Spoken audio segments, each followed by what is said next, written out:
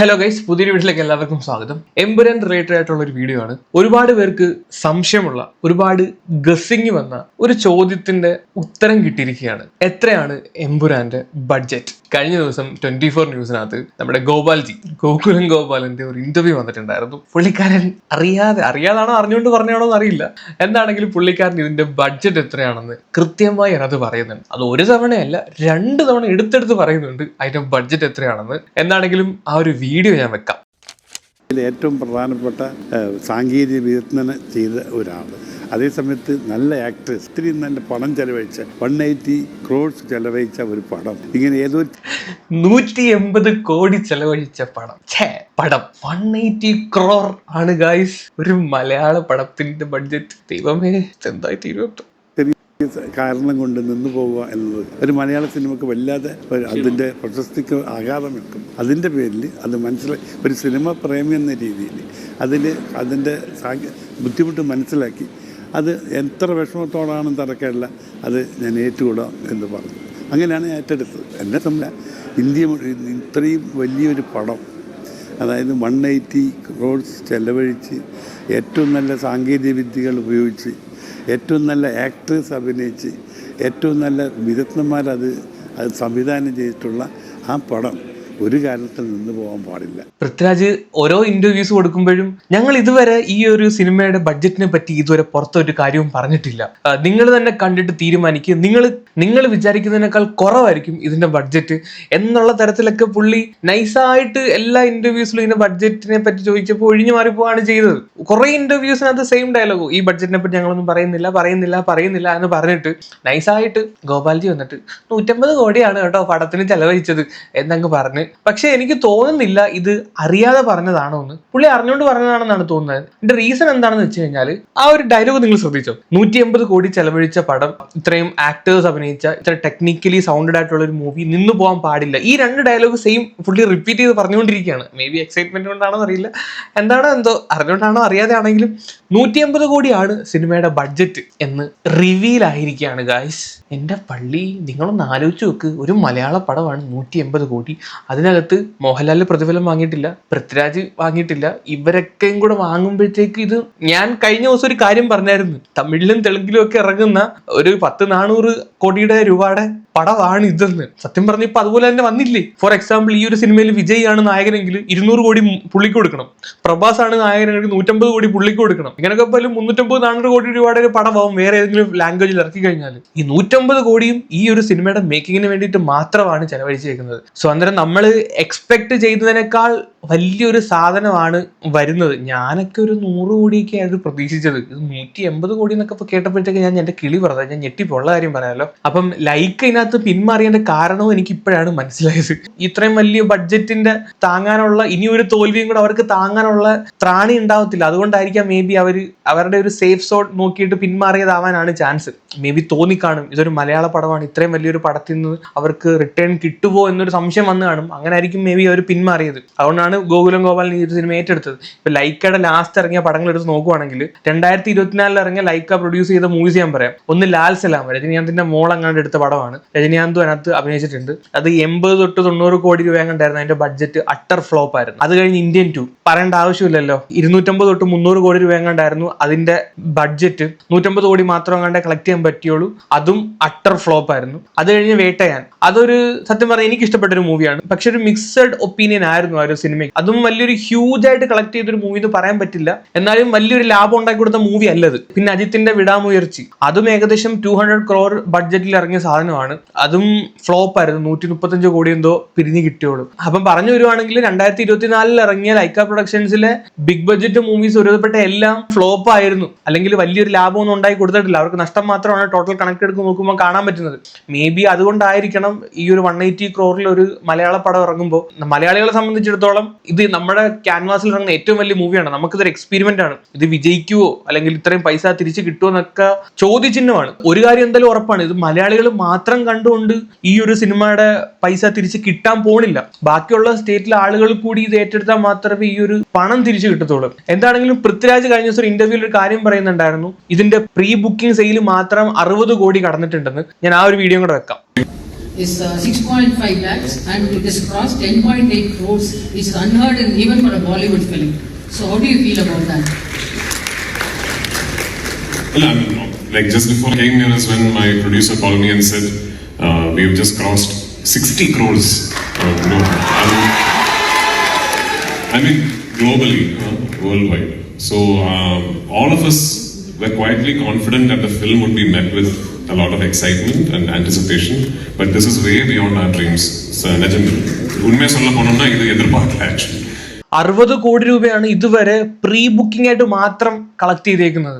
അതൊരു മലയാള സിനിമയെ സംബന്ധിച്ച് അത് ഭയങ്കര കൂടുതലാണ്. മലയാള സിനിമയെ നല്ല ഒരു ഇന്ത്യൻ സിനിമയെ സംബന്ധിച്ച് എനിക്ക് തോന്നുന്നത് അത്രയും ഹ്യൂജ് കളക്ഷൻ ആണത്. സോ ഈ ഒരു രീതിയിൽ മുന്നോട്ട് പോയി സിനിമ അതിന്റെ ഒരു പീക്ക് ലെവൽ എത്തുകയാണെങ്കിൽ, ഇപ്പൊ നമ്മുടെ എക്സ്പെക്ടേഷൻ ഒത്ത് അത് ഉയരുവാണെങ്കിൽ, അതും കൂടാതെ അത് മലയാളികളെ മാത്രം സംതൃപ്തിപ്പെടുത്തിയാൽ പോരാ, ബാക്കിയുള്ള സ്റ്റേറ്റിലുള്ള ആളുകൾക്കും ഇത് കാണാനുള്ള ഒരു ഇത് ഉണ്ടായി കഴിഞ്ഞാൽ മേ ബി ഇതൊരു ഹ്യൂജ് സക്സസിലോട്ട് എത്താം. എന്നാൽ പോലും ഇപ്പൊ പ്രൊഡ്യൂസറിന് ഇപ്പൊ 180 CR അവർ ഇറക്കിയിട്ടുണ്ടെങ്കിൽ അവർക്ക് തിരിച്ച് കിട്ടണമെങ്കിൽ അതിന്റെ ഒരു 3 times എങ്കിലും കളക്ട് ചെയ്യേണ്ടിയിരിക്കുന്നു. എന്താണെങ്കിലും നോക്കാം. 27-ാം തീയതിയിലേക്ക് വെയിറ്റിംഗ് ആണ്, കട്ട വെയിറ്റിംഗ് ആണ്. So first day first show കണ്ടിട്ട് തീരുമാനിക്കാം ഇതിന്റെ ഭാവി എന്താണെന്ന്. ഇപ്പൊ ലൂസിഫറിന്റെ പ്രൊമോഷനായിട്ട് ബന്ധപ്പെട്ട് ഒരുപാട് ഇന്റർവ്യൂസ് തമിഴിലും തെലുങ്കിലും ഒക്കെ ശരിക്കും ഇന്റർവ്യൂസ് നടക്കുന്നുണ്ട്. തമിഴ്നാട്ടിലെ ഒരു ഇന്റർവ്യൂസിൽ ഗലാട്ട എന്ന് പറയുന്ന യൂട്യൂബ് ചാനലിൽ കൊടുത്ത ഇന്റർവ്യൂവിൽ ലാലേട്ടന്റെ അടുത്ത് മമ്മൂക്കാന്റെയും ഫഹദ് ഫാസിലിന്റെ റോളിനെ പറ്റി ചോദിക്കുന്നുണ്ട്. അപ്പം പുള്ളിക്കാരൻ ഒരു മറുപടി പറയുന്നുണ്ട്. നമുക്ക് അതൊന്ന് கேட்கலாம். நிச்சயமா ஈவன் இப்பயே நிறைய ஃபுல்லா சோஷியல் மீடியா முழுக்க எம்புரான்ல ஏதோ யாரோ ஒருத்தர் கேமியோ பண்ணிருக்காங்க. பீப்பர் வேர் லைக் ஃபிங்கர்ஸ் கிராஸ் மம்முட்டி சாரா இருக்கணும், திரும்ப அவங்க ரெண்டு பேரையும் ஒண்ணா பார்க்கணும். Yesterday same question somebody asked Prithviraj. He said if Fahad Fasil or Mammootty Sir, then we would have shown his face. Why we should hide it? Okay. Adali nothing. അവരൊന്നും അല്ലേ, വേറൊരു ആക്ടർ താൻ.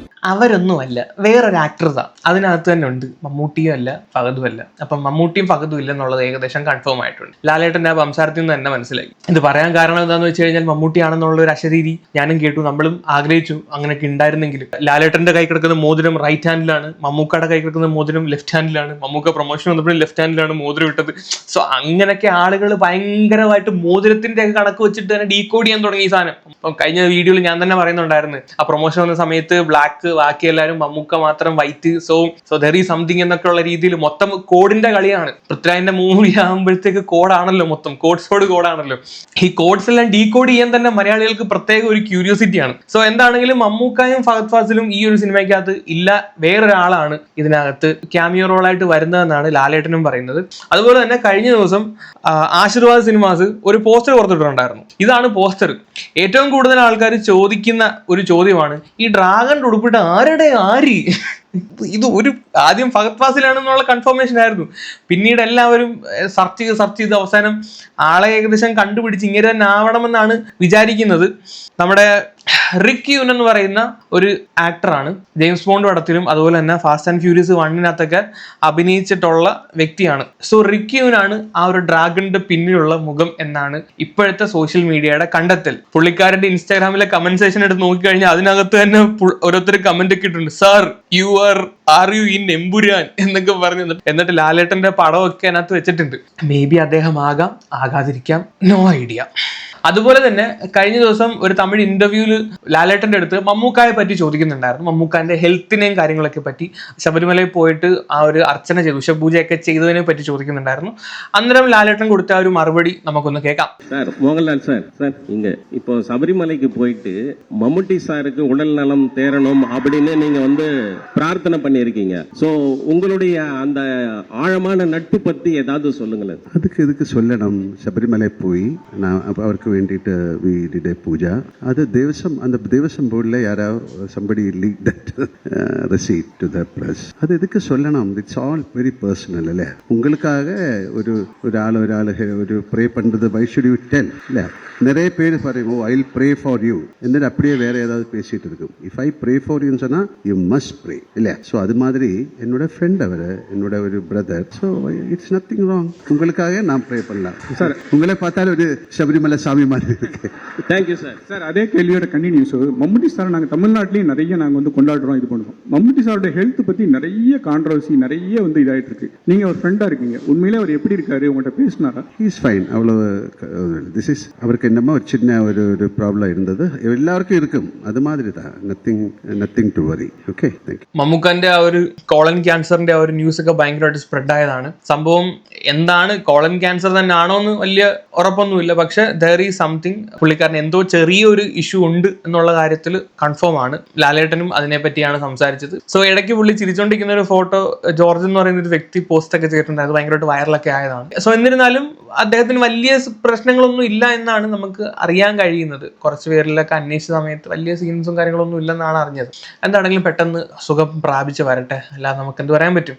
ഓക്കെ, ഇനി come to എംപുരാന്റെ promotion interviews. കുറേ promotion interviews കണ്ടു, ഹിന്ദിയിൽ തെലുങ്കിൽ ഒക്കെ കണ്ടു. പക്ഷേ അതിനകത്ത് ഏറ്റവും കിടിലം ഒരു ഇന്റർവ്യൂ ആയിട്ട് തോന്നിയത് ഇർഫാൻ വ്യൂ എന്ന് പറയുന്ന ഒരു യൂട്യൂബ് ചാനലുണ്ട്. ഇതാണ് ആ ഒരു ചാനൽ. 4.73 മില്യൺ സബ്സ്ക്രൈബേഴ്സ് ഉള്ള ഒരു യൂട്യൂബ് ചാനലാണ്. ഞാൻ തമിഴ്നാട്ടിൽ ഫോളോ ചെയ്യുന്ന ഒരേ ഒരു വ്ളോഗർ ഇദ്ദേഹമാണ്. ഞാൻ വേറെ വ്ളോഗേഴ്സിന്റെ വീഡിയോസ് ഒന്നും കാണത്തില്ല, പക്ഷെ ഇർഫാന്റെ വീഡിയോസ് എനിക്ക് ഭയങ്കര ഇഷ്ടമാണ്, ഭയങ്കര രസമാണ്. പുള്ളി സെലിബ്രിറ്റീസിന്റെ ഇന്റർവ്യൂസും മോസ്റ്റ് ഓഫ് ദ വലിയ പടങ്ങളും വരുമ്പോഴും ഇദ്ദേഹത്തിന് ഇന്റർവ്യൂ കൊടുക്കാറുള്ളതാണ്. അതുപോലെ ലാലേട്ടനെയും പൃഥ്വിരാജിനെയും വെച്ചിട്ട് ഇതാണ് ഇർഫാൻ കേട്ടോ, ഇതാണ് ഇർഫാൻ. പുള്ളി ഒരു ഫുഡ് വ്ളോഗറാണ്. അതുപോലെ ലാലേട്ടനെയും പൃഥ്വിരാജിനെയും വെച്ചിട്ട് ഒരു ഇന്റർവ്യൂ ചെയ്തിട്ടുണ്ടായിരുന്നു. ഇന്റർവ്യൂ എന്ന് പറയാൻ പറ്റില്ല, ഒരു ഫൺ സെക്ഷൻ എന്ന് വേണമെങ്കിൽ നമുക്ക് തന്നെ പറയാം. ഇതുവരെ മോഹൻലാൽ എന്ന് പറയുന്ന ഒരു വ്യക്തിന്റെ അങ്ങനത്തെ ഒരു ഇന്റർവ്യൂ ഇതിന് മുമ്പോ ഇതിന് ശേഷമോ ഉണ്ടാവാൻ ചാൻസ് ഉണ്ടോ എന്ന് പോലും അറിയില്ല. ബട്ട് ചിരിച്ച് വണ്ടാരടങ്ങി എന്നൊക്കെ പറയുന്ന പോലത്തെ ഒരു സാധനമായിരുന്നു. ഏകദേശം ഇപ്പൊ തന്നെ ആ ഒരു വീഡിയോ 13 hours കൊണ്ട് 1.7 മില്യൺ ആൾക്കാരാണ് കണ്ടിരിക്കുന്നത്. തമിഴ് ഓഡിയൻസിനെ ടാർഗറ്റ് ചെയ്ത ഇന്റർവ്യൂ ആണെങ്കിൽ പോലും ഇത് കംപ്ലീറ്റ് ആ ഒരു ഇന്റർവ്യൂവിന്റെ അടിയിലെ കമന്റ് സെക്ഷൻ നോക്കിയാൽ മനസ്സിലാവും കംപ്ലീറ്റ് മലയാളീസ് ആണ്. എന്നാണെങ്കിലും ഈ ഇന്റർവ്യൂവിന്റെ കുറച്ച് ഭാഗങ്ങൾ ഞാനിവിടെ വെക്കാം. Favorite Tamil actor or actress? Actors.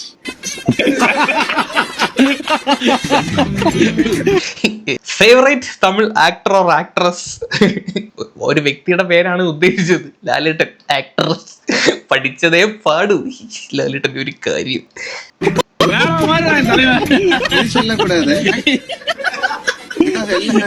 Your favorite hobby? Cinema தான். எனக்கு வேற எதுவுமே தெரியாது. ஹாபியாவும் தெரியாது, ப்ரொஃபஷனாவும் தெரியாது, எல்லாமே சினிமா தான் ஆக்சுவலி. Nice. எனக்கா இது மாதிரி இன்டர்வியூஸ்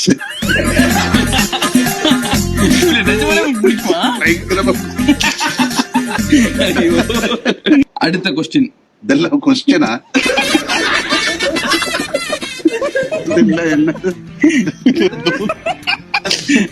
இந்த படத்துல வந்து ஷாருக் கான் நடிச்சிருக்காங்க, அப்புறம் இந்த படத்துல வந்துட்டு மம்முக்கா நடிச்சிருக்காங்க, மம்முக்கா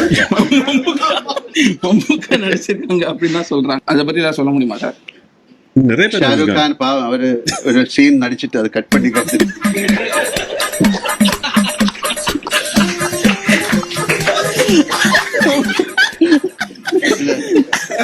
സോ ഇതുപോലെ ഹെവി സാധനം പറഞ്ഞാൽ ഇത്രയും അടുത്ത് ചിരിച്ച ഒരു ഇന്റർവ്യൂ അല്ലെങ്കിൽ ലാലേട്ടന്റെ ഇങ്ങനത്തെ ഒരു രീതിയിൽ ഞാൻ കണ്ടിട്ടില്ല. ഇർഫാൻ അടിപൊളി, ഒരു രക്ഷയില്ല. നിങ്ങൾ വേറെ ലെവൽ ആ ഒരു ഇന്റർവ്യൂ കൊണ്ടുപോയി എന്നുള്ളതാണ്. മാത്രമല്ല നിങ്ങളൊരു കാര്യം ശ്രദ്ധിച്ചു കഴിഞ്ഞാൽ മനസ്സിലാവും, ലാലേട്ടനും പൃഥ്വിരാജും ഇർഫാനും ഒരൊറ്റ സോഫയിൽ ഇരുന്നിട്ടാണ് ഇന്റർവ്യൂ ചെയ്യുന്നത്. ഏതെങ്കിലും ലെജൻഡറി ആയിട്ടുള്ള ഒരു ആക്ടർ ഇങ്ങനെ തൊട്ടടുത്ത് തോളി കൈതട്ടി സംസാരിക്കുന്ന രീതിയിൽ ഇന്റർവ്യൂ എടുക്കുന്ന നിങ്ങൾ എവിടെയെങ്കിലും കണ്ടിട്ടുണ്ടോ? ഞാൻ കണ്ടിട്ടില്ല. ഞാൻ ആദ്യമായിട്ടാണ് ഇത്രയും വലിയൊരു മനുഷ്യൻ ഇങ്ങനെ വളരെ ഹംബിളായിട്ടിരുന്ന ഒരു ഇന്റർവ്യൂ കൊടുക്കുന്ന കാണുന്നത്. വേണമെങ്കിൽ പ്രൊമോഷൻ ടാക്ടിക്സ് ആണെന്നൊക്കെ ഓരോരുത്തരും ഒന്ന് പറയും. പക്ഷെ എന്നിരുന്നാൽ പോലും ലാലേട്ടനെ പോലൊരു വ്യക്തിക്ക് അങ്ങനത്തെ ഒരു ടാക്ടിക്സ് എടുക്കേണ്ട യാതൊരു ആവശ്യവും ഇല്ല. എനിക്ക് തോന്നിയൊരു കാര്യം എന്താണെന്ന് കഴിഞ്ഞാൽ, ചില ഭയങ്കര ഇൻട്രോവേർട്ട് ആയിട്ടുള്ള ടീംസ് ഉണ്ട്, അവരുടെ ഒരു ഗ്യാങ്, അവരുടെ ഒരു വൈബിനൊത്ത ടീംസിനെ കാണുമ്പോഴത്തേക്ക് അവർ ഭയങ്കര എക്സ്ട്രോവേർട്ട് ആയിട്ട് ബിഹേവ് ചെയ്യാറുണ്ട്. സോ ആ ഒരു ഫീലാണ് എനിക്ക് ഇവിടെ കിട്ടിയത്. അത് ഒരു രക്ഷയില്ല. മലയാളത്തിൽ ലാലേട്ടന്റെ ഒരു ഇന്റർവ്യൂ ഇങ്ങനെ വന്നിട്ടില്ല എന്നുള്ളതാണ് വേറൊരു യാഥാർത്ഥ്യം. സോ എന്താണെങ്കിലും ഇത് മാത്രമല്ല, ഇതോടൊപ്പം തന്നെ വേറൊരു സാധനം കൂടെ ഉണ്ടായിരുന്നു. തെലുങ്കി പോയിട്ട് കിളി പറന്നിരിക്കുന്ന ഒരു സാധനം. ലാലേട്ടനും പൃഥ്വിരാജും കൂടി ഇങ്ങനെ നോക്കി എന്തോന്നാണ് ഇവര് പറയുന്നത്. അത് വേറെ സാധനം. അതിന്റെ കുറെ ട്രോൾസ് ഇറങ്ങിയിട്ടുണ്ടായിരുന്നു. അതിന്റെ കൂടെ വീഡിയോ ഞാൻ വെക്കാം.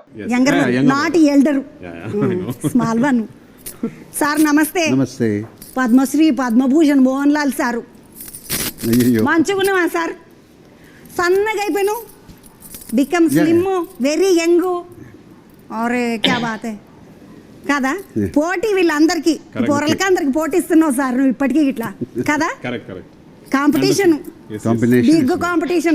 ഈ ഒരു ഇന്റർവ്യൂവിനകത്ത് മൊത്തം ചേച്ചിയാണ് സംസാരിക്കുന്നത്, മോഹൻലാൽ കറക്റ്റ് യെസ്, പിന്നെ ആംഗ്യമൊക്കെ ജസ്റ്ററൊക്കെ കാണിച്ച് മൊത്തം കൊണ്ടുപോയെന്ന് മാത്രം.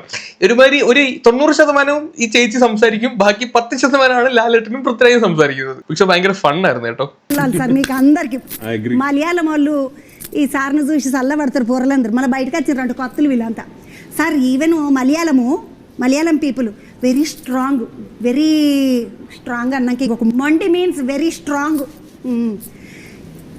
Sir this fellow small fellow ఎట్లా చెప్పిండు కథ స్టోరీ, సినిమా స్టోరీ లూసిఫర్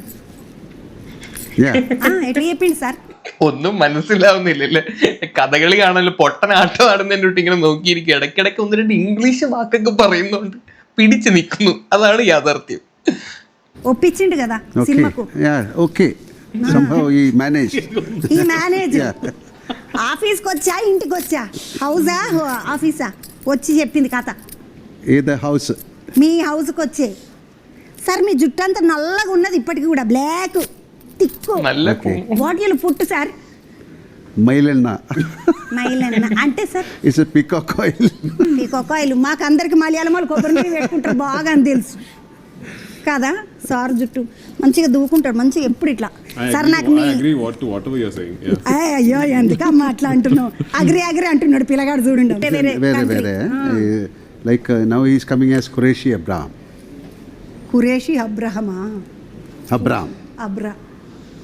ఇదేదో అబ్రకదబ్రా అన్నట్టున్నది కానీ మనకైతే అర్థమయ్యేటట్లేదు. సరే ఇంకొక ముచ్చట అడుగుతా. ఇప్పుడు ఈ సినిమాకు ఎక్కడెక్కడనో పోయినరు, వేరే countries. You roam so many countries, no? Yes. Every money is Anthony Bhavanu, yeah? Every money Anthony only. అయ్య బిడ్డ Anthony చల్లగా తుప్పర పట్టినో అమ్మా. Anthony is spending money and every time telling me అన్నా. అన్నకు సున్నం పెట్టిండ్రు అన్న మంచిగా గట్లనా అట్లా. സോ ഇത് ഭയങ്കര രസമായിരുന്നു ഇവരുടെ ഇന്റർവ്യൂ. ഒരുപാട് ട്രോൾസ് ഇറങ്ങി ഈ ഒരു ഇന്റർവ്യൂവിനെ വെച്ചിട്ട്. സത്യത്തിൽ ആ ഒരു ഇന്റർവ്യൂവർ ഇതൊരു ക്യാരക്ടറാണ്, അവർ ആ ഒരു ക്യാരക്ടറിനെ അഭിനയിക്കുകയാണ്. ആക്ച്വലി ഇവരുടെ പേര് ദേവി സുജാത എന്നാണ്. ചന്ദ്രവ എന്ന് പറയുന്ന ഒരു ക്യാരക്ടർ, ഇവർ ഒരുപ്പെട്ട ചെയ്യുന്ന ഇന്റർവ്യൂസ് എല്ലാം ഈ ഒരു ക്യാരക്ടറിനെ ബേസ് ചെയ്ത് അവരുടെ ആക്ടിങ് ആണത്, മനസ്സിലായോ? അവരുടെ ഒരു നോർമൽ ട്രഡീഷണൽ കോസ്റ്റ്യൂമിലൊക്കെ ഇരുന്നിട്ടുള്ള ഒരു രീതിയാണ്. കുറെ കമന്റ്സ് കണ്ടു, ഇവർക്ക് വിവരമില്ല, എഡ്യൂക്കേഷൻ ഇല്ല, വേറെ ആരെങ്കിലും പിടിച്ച് ഇരുത്തിക്കൂടെ എന്നുള്ള കമന്റ്സ് ഒക്കെ കണ്ടു. സത്യത്തിൽ ഇവർ അത്യാവശ്യം നല്ല എഡ്യൂക്കേറ്റഡ് ആയിട്ടുള്ള ഒരു ജേർണലിസ്റ്റ് ആണ്, TV ആങ്കർ ആണ്, PhD ഇൻ തിയേറ്റർ ആർട്സ്, എന്താ പറയുക, MPhil ഉണ്ട്, MPA, കുച്ചിപ്പിടി, MB. സോ അങ്ങനെ കുറെ ഇതൊക്കെ ഉള്ള അത്യാവശ്യം വെൽ എഡ്യൂക്കേറ്റഡ് ആയിട്ടുള്ള ഒരു ആങ്കർ ആണ് അവർ, ഒരു ജേർണലിസ്റ്റ് കൂടിയാണ്. സോ അവരെ കളിയാക്കുന്നവർ മനസ്സിലാക്കുന്നത് അതൊരു ക്യാരക്ടറാണ്, അവരുടെ ഇന്റർവ്യൂ സ്റ്റൈലാണ്, അത് വേറെ ഒന്നുമല്ല. എന്താണെങ്കിലും പ്രൊമോഷനായിട്ട് ഓടി നടക്കുകയാണ് ലാലേട്ടനും പൃഥ്വിരാജും. കുറെ ഇന്റർവ്യൂസുകൾ വരുന്നുണ്ട്, ബട്ട് ഇത് രണ്ടുമാണ് ഭയങ്കര രസമായിട്ട് ഫീൽ ചെയ്തത്. പ്രത്യേകിച്ച് എക്സ്പെഷ്യലി ഇർഫാൻ വ്യൂവിനകത്ത് വന്ന ഇർഫാൻ ഇന്റർവ്യൂ, കാരണം കണ്ടിട്ടില്ലെങ്കിൽ ജസ്റ്റ് പോയി കാണുക, അടിപൊളി ഇന്റർവ്യൂ ആണ്, ചിരിച്ച് പണ്ടാറടങ്ങാം. അപ്പം ഇതൊക്കെയാണ് എമ്പുരാൻ റിലേറ്റഡ് ആയിട്ടുള്ള കഴിഞ്ഞ ദിവസം നടന്ന കുറച്ച് കാര്യങ്ങൾ. കൂടുതൽ വിശേഷങ്ങൾ എന്തെങ്കിലും ഉണ്ടെങ്കിൽ നമ്മൾ വേറൊരു വീഡിയോ ആയിട്ട് വരുന്നതായിരിക്കും. അപ്പൊ ശരി, വേറൊന്നുമില്ല, ടാറ്റാ, ബൈ ബൈ.